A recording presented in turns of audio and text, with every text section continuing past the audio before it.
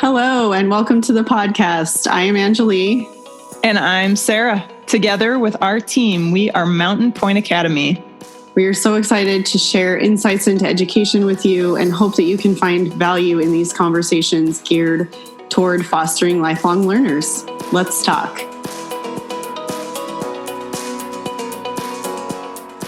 Hey, everyone. Welcome to this week's episode. We have been putting out polls on LinkedIn to see what parents were wishing that their students knew more about. We've heard a lot of answers for budget, as well as resume writing and interview skills. So we're going to be kind of hitting on some of those topics throughout the next several months on the podcast. And today we wanted to focus on building a resume, writing a resume, what that looks like, because I think a lot of high school students don't fully understand maybe the purpose behind it, or think, well, I'm just in high school, what do I have to show on a resume? And so today we wanted to kind of break down the purpose of a resume and kind of how to write one effectively so that they can be prepared for some of those next opportunities that are coming up. Yeah, absolutely.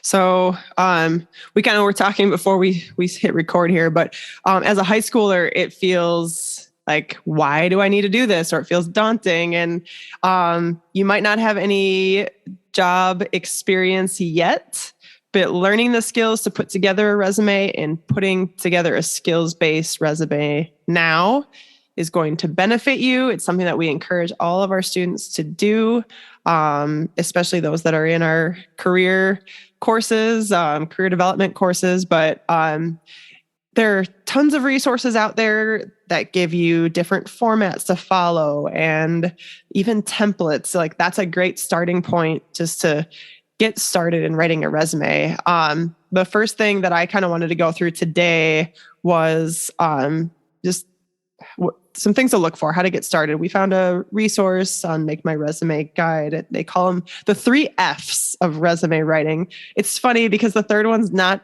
really an F, but it's memorable to say 3 F's. The F sound is there. So it's format, function, and effectiveness. So format, function, and effectiveness are 3 things to pay attention to when you're looking at writing a resume. Function essentially is just the reason why you're writing the resume in the first place. So important to identify that. Like, what are you trying to do? Are you trying to get a new job in the same domain that you've been working in? Are you looking at maybe doing a completely new job that you haven't been doing before? Maybe as a high school student, you've never had a job, and that's possible. All right. So function is the first thing to look at.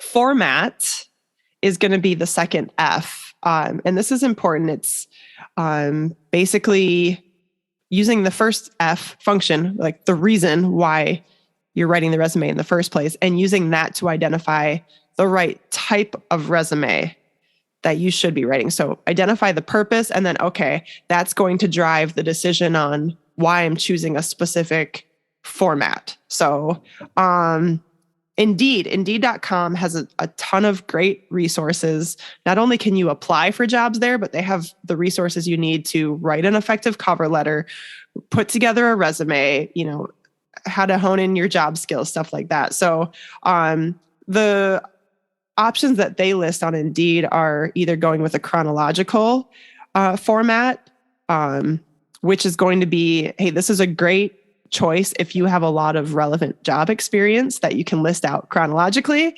That's something you want to highlight at the top of your resume. Like, that should be one of the first things. Like, you have a ton of relevant job, history.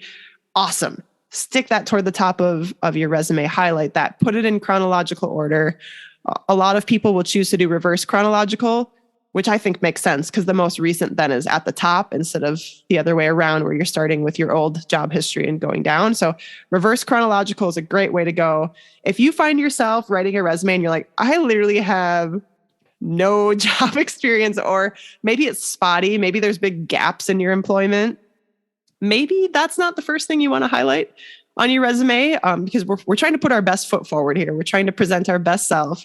So doing something that's more of a functional format might make more sense for you, which means you're highlighting skills that you have, putting that at the forefront of the resume, still outlining your job experience after, but the focus would be the skill set that you bring to the table.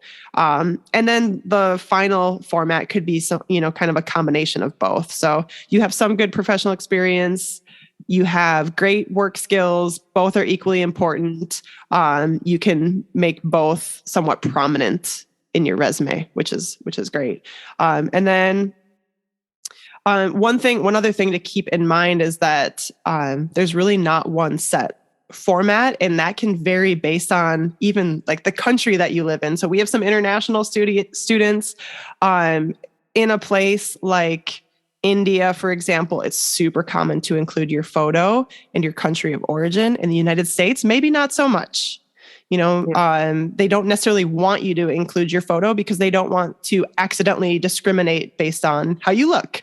So something to keep in mind is that it can vary based on even the country that you live in. So do your research before putting it together. Angela, you look like you want to say something here. I was going to say country, but also even like career field, right? Like if you're applying maybe for a business job, yeah, it's going to be a little more formal than if you're applying for a creative job, like at an art store or a graphic designer or something like that. Your resume can maybe highlight some of those skills, or maybe it does have your photo and it does have some of your kind of creativity woven into it to make you stand out. So I think it also can vary from industry to industry, depending on what job you're looking for. I know for me, like growing up, it was just kind of that straightforward. Here's my name, here's my education, here's my job history, here's some skills I have. And that's kind of evolved. And I remember the last time I did a resume, it did have a picture of me on it with contact information and, and again, so it's kind of ever evolving. So like Sarah says, just do your research and find out what's relevant for the industry that you're looking at as well. Totally. That's the third point, the third F, which is really an E, but we're going to say effectiveness is our third F. So, I really love what you said about that, because I think this ties in perfectly to this last rule, is that somebody like a graphic designer or a creative, the resume is probably going to look more creative than somebody who's applying for a business job, which is going to be, it's going to have a very formal tone. And it's not going to be decorative or have graphic design elements woven in.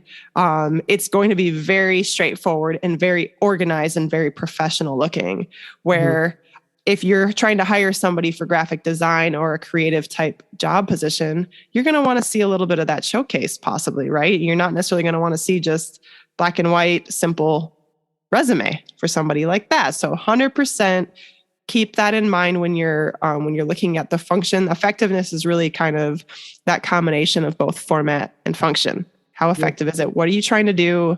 What format makes the most sense for what you're trying to do? Does it accomplish your purpose? So easy to remember, those three Fs. Or two Fs and an E.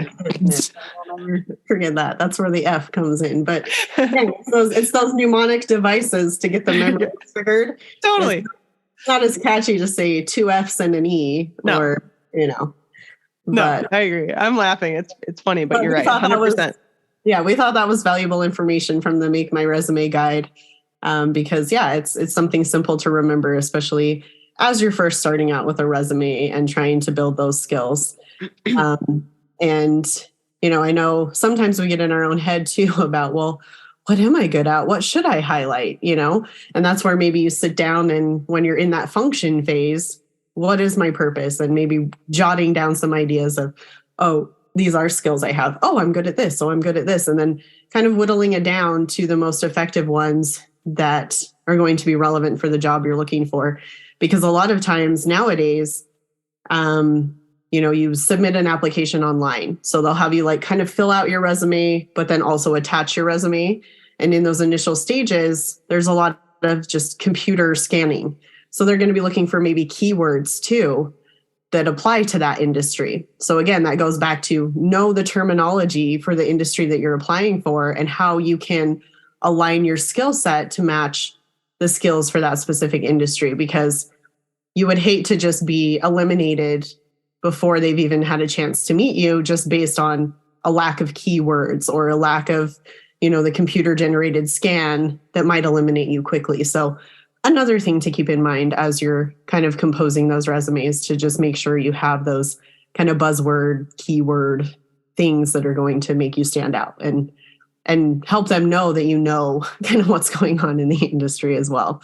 So just wanted to kind of mention that as well. And then just some further kind of insights into how to write an effective resume. So we looked at this website called goalsandachievements.com, and they listed 5 golden rules of resume writing.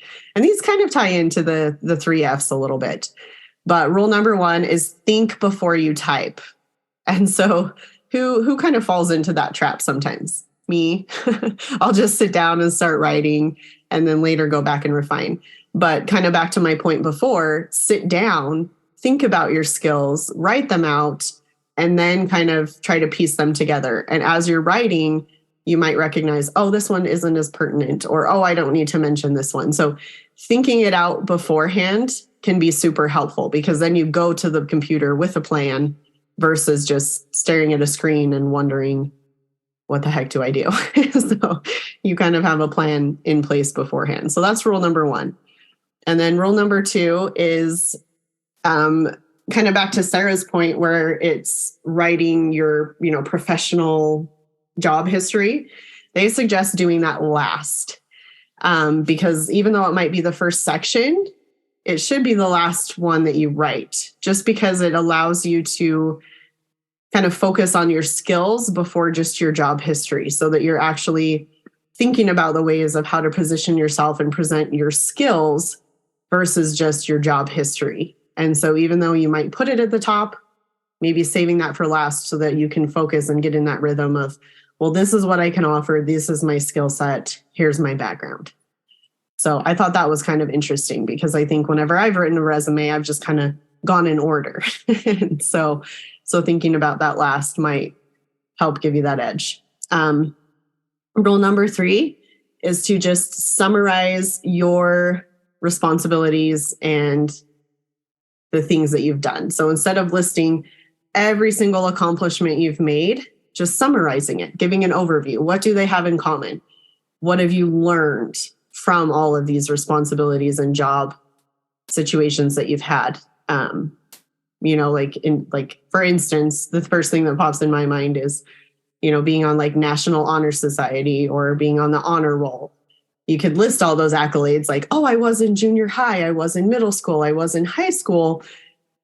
But you could just say, like academic achievements or academic honors, and kind of just leave it at that instead of kind of giving the whole broad picture. That might be a terrible example, but just basically summarizing the roles and responsibilities that you've had. Right. Essentially, list. Totally. No, just to build on that point is that you want the resume to be relevant to what you're trying to do. So literally just listing out everything you've ever done in your life. Like, okay, that's a lot of information to sift through for a potential employer. What makes it relevant and tailored to the job that you're after? So that's just to build upon what you said, is it doesn't necessarily make sense to include every tiny little detail if it doesn't actually help you get the job. There you go. Yes. We are recording this episode at the end of the week, so Sarah's brain capacity seems a little more succinct than mine, because she stated that much more eloquently than I could have. So thank you. But yeah, making sure it's relevant. And then rule number 4, kind of going along with, instead of just listing every single achievement, making what you have achieved kind of an area of focus. So that's really what recruiters are looking for. They're looking for your achievements, your skill set, and they just want to see what your achievements are, because that kind of highlights how you're able to adapt. to certain work environments, especially if you're looking for a job in a new field that maybe you've never done before. But being able to show and kind of illustrate what your achievements are and how they can be beneficial to that role, I think is huge. And then another note that they mentioned was that it's important to use active rather than passive language, which is interesting because, passive makes it seem like, oh, I've done this or I did this. I'm not really participating in it. But active is like, no, I'm continuing. Like it's an ongoing process. It's not just I did this once and I'm over it type of thing. So making sure your language is also active versus passive. Totally. And something else from Indeed too is that they recommend highlighting with actual numbers when possible to highlight and measure your impact. So instead of just being super general, like, oh, I made this new process. Well, okay, this new process reduced fulfillment time by 10% or an increase in revenue of 250%. So you're measuring impact, not just giving generalities like, oh yeah, I helped my company. Like they can look at this and say, wow, this person made this actual measurable impact to their previous company. That's huge. That goes a long way. Yeah, I think illustrating that, like providing the picture, giving them a comprehensive overview is huge.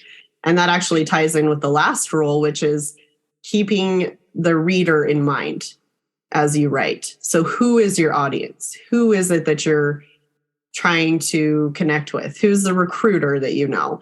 So you want to make sure that you are basically, making it in a format that is easy to read, because a lot of times these people are interviewing and they only have a split second sometimes to look at your resume. What's going to make it stand out, right? So you want to make sure you keep who's reading it in mind, because if you have too little of information or too much information, it might seem a little overwhelming. And so you want to keep that in mind, because really it's kind of like your elevator pitch, your personal marketing document, right? So they only have this little bit of time to get to know you. So you want to make sure that you're putting the most relevant and impertinent information so that you're illustrating it so that they can quickly see, oh, hey, this is someone we would be interested in. No, yeah. So one piece of advice I was given when putting together a resume was exactly this. It was rule number 5, write for your reader, not only on the actual resume, but on your cover letter.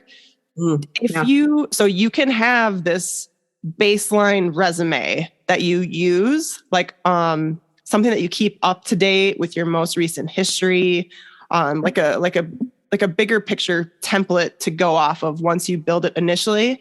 But then when you actually start applying places, tailor the version that you send to that specific company. So do your research, go on the company's website, find out what they stand for as a company, mission, vision, values, do your homework. This is going to go a long way, especially so not only in the actual resume, but when you get to the point where you're writing a cover letter, and maybe that can be another episode that we talk about how to write an effective cover letter for a resume, but keeping in mind what the company is looking for and then saying, hey, this is how I fill that need. This is how my values align with your values. And just know the company knowing that you took the time to learn about them and realize that, hey, I'm a great fit for this particular company. Oh my gosh, you guys, that's really going to go a long way. So know your reader and write for your reader.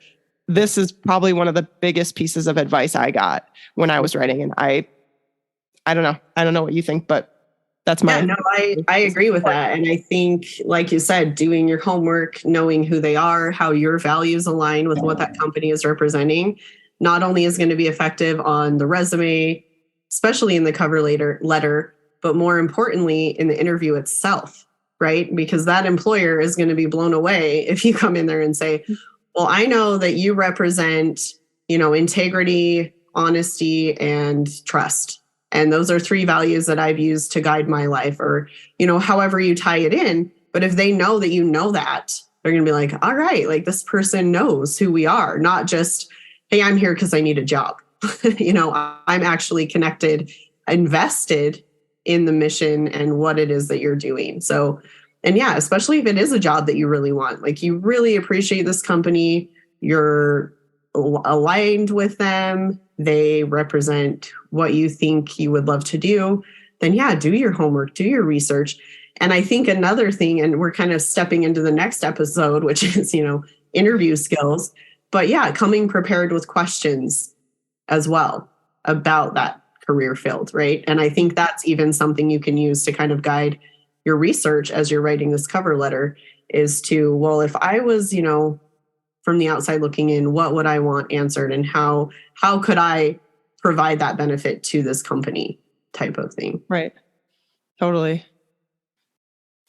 So your bottom line, right? Think of your resume as your personal marketing document and take the time to invest in it. Take the time to continually update it. This is an active living document. Yes. So even if you're, maybe you are a high schooler or an adult that has a job that you love, so you don't think too much of your resume right at that point. We often don't think of our resume until it's time to update it and send it off to a new potential employer. But it's going to be so much easier if you keep this updated, highlighting the new things that you've achieved at your current workplace, even if you're super happy. And let's be honest, the skill of writing a resume and even going into interviews is something that can be lost if we don't practice it. So I've been given this advice too, is even if you're happy at your current job with your current employer, it never hurts to just get out there and do interviews. Yeah. Every once in a while, one thing I was told is once a year, at least get an interview with another company, even if you're super happy with your job, because it keeps up on those skills and it might open up new opportunities that you haven't thought of either. So stay up on your resume, stay up on your interview skills. Like Angeli said, we'll have another episode specifically geared toward interview skills. But this document is it's your marketing document. It's showcasing your best self that you're putting out there to potential employers. So stay up on it, keep it active, keep working on it, and invest the time in it. Yeah. Well, and I love this idea of kind of, like you said, staying on top of it. So especially as you're in high school, be thinking of those achievements that you've had. And as new opportunities come up, think of how I'm going to add that to my resume. How is this relevant? How is this going to help me get a job? Right. And because I know for me, at least, it's hard to brag about myself, oh, I've done this and I've done this and, but recognize those opportunities because that's the way you essentially sell yourself to a potential employer. And if you're staying on top of it, it will be much easier for when those opportunities come along, because I think especially in a world where we live in such a high touch kind of connected space, especially on LinkedIn, people could find you and you might not even be seeking a job, but they might be like, oh, hey, you're in this industry. My company is looking for someone who is qualified in just the things that you've listed. Can we talk? Right? They might take you to lunch or, hey, let's set up an interview. And like you said, it just kind of opens those doors for networking opportunities and potential opportunities that maybe you haven't thought of. And so staying up to date is also a way to just, be ready for any opportunities that might come up. And let's be honest, it's so much easier to just stay on top of it. And if it's been a few years in the same job and you're like, okay, now I got to put together my resume. Maybe you're not super happy anymore with the company, you're looking for something else. And now you got to go back and try to remember what you've accomplished and the things it's okay, I don't know about you, but it's hard to remember what I ate for lunch yesterday. Trying to go back and thinking whoa, what kind of impact have I had on my company for the better? What skills do I have? Oh man, way easier to stay on top of it now than to try to go back and recap the last few years of your life. So for sure. So for students listening, if you're just starting on your resume, maybe you're a senior in high school, maybe you're a sophomore in high school, wherever you're at, get started now. Recognize those opportunities that you've done, the achievements you've had, start listing those out. Parents who are maybe looking for more opportunities, sit down as well, revamp your resume, reflect back on the last 6 months. Hey, what have I done? what can I add to my resume? How can I boost it? Because there's always something that's coming up with those. Something I also want to highlight is that Mountain Point Academy offers U-Science accounts to students. If this is something you're interested in, basically, you can take this, take a series of brain games, quizzes, and not only does it help you with possible career matches, it helps you know what kind of skill set you have. If you're like, I don't even know where to start, like, what am I good at? Contact us. We can get you set up with an account. This is a great place to start it. It will literally list out a bunch of skills that you can put on your resume, and you might surprise yourself with some of the skills that you learn so much about yourself. I remember the first time I took these quizzes, these brain games, I was like, holy cow, I'm good at this. Like, now that I think about it, like, yeah, I am pretty good at it, but I never thought of it. I never thought about listing this on my resume. So this is something that we can help you with. We have awesome teachers on staff that have tons of experience building resumes, highlighting skills. And, if anything, we can at least get you started so you can get through the U-Science program and learn about some potential career matches and get started on your future. It's super exciting. We want to help you. Yeah, for sure. And not only that, then it will give you maybe an idea of possible careers that would be good to explore. Like, oh, hey, maybe you'd be good at nursing or coding or, whatever. And we have courses that could then align and say, oh, hey, this assessment said that I might be good at this. Let's maybe try a course. And then we could, get you enrolled in a course to help explore that opportunity. And then it could, give you elective credit towards your high school diploma. So it's kind of a win-win situation where you can explore some of your strengths, see if that career field might be a good fit for you, or if maybe it's just not your cup of tea. So it's a good opportunity, like Sarah mentioned. Totally. And just to note that if anyone is listening that's not a current student of Mountain Point Academy, we can still get you set up with U-Science. You can still keep enrollment at your other school. This is a thing that you can do alongside your current school. You can take courses with us during the summer. So even for students who are looking for those opportunities that maybe aren't ready to make the full jump into online education 100%, and you just want to dip your toes in the water a little bit, this is a perfect opportunity to get started. Learn what it might look like to take a class through an online school, like I said, summer, or even alongside dual enrollment if your current school allows it. But the U-Science is something that it doesn't necessarily have to be for school credit, so anybody can do it. Shoot, even adults who are listening, if this is something that interests you, contact us. We can get you pricing and information. It's just as great for adults as it is for high school students who are maybe looking for a career change. So I feel like it goes along perfectly with this episode where we're talking about resume building. And maybe you're listening to this and you're thinking, yeah, I'm not sure if I'm on the right path and I want to explore different opportunities. Like I said, I started taking the quizzes and I learned, hey, I could be a potentially really good architect. So that's my fallback plan. Education doesn't work out. You know what? Maybe I'll be an architect. No, in all seriousness, no, please contact us, reach out, and we can get you started. Yeah, for sure. So yeah, let us know what you thought of the episode. If you have any questions, please reach out. We'll put some information in the show notes so you can contact us, and we will see you next week.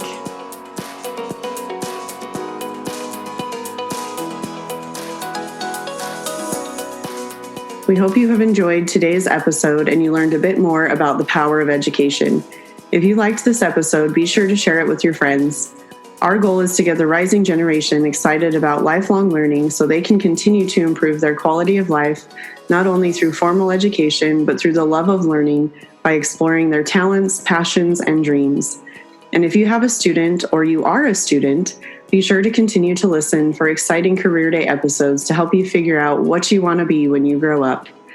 And if you are on the fence about online learning or aren't sure if it's the right fit for you or your student, we are doing free consultation calls at mountainpointacademy.com/let's chat. Thanks for joining us, and we will see you next week.